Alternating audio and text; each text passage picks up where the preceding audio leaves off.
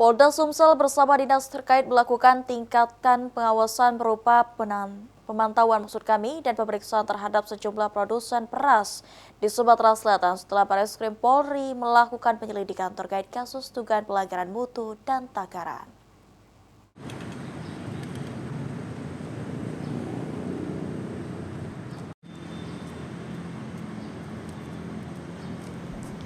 Pemantauan dan pemeriksaan yang dilakukan Direktorat Reserse Kriminal Khusus Polda Sumsel bersama dinas terkait untuk meningkatkan pengawasan. Setelah Bareskrim Polri melakukan penyelidikan terhadap 4 produsen terkait kasus dugaan pelanggaran mutu dan takaran.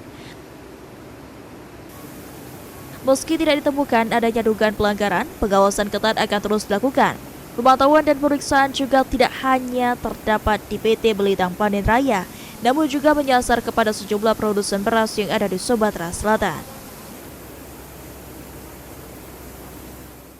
Dari Krimsus bekerja sama dengan dinas terkait melakukan pemantauan langsung ya ke lapangan, dan juga memang ini berdasarkan arahan dari Mabes Polri kepada jajaran wilayah khusus Polda Sumsel.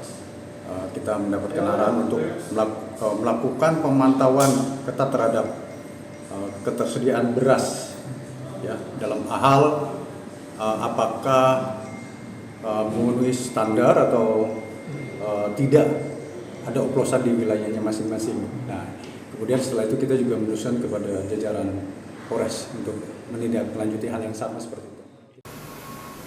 Diketahui sebelumnya, Bareskrim Polri telah melakukan penyelidikan dengan memanggil para petinggi dari 4 perusahaan yang diduga melakukan pelanggaran mutu dan takaran.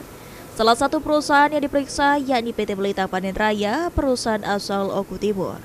Mulyadi, PAL TV.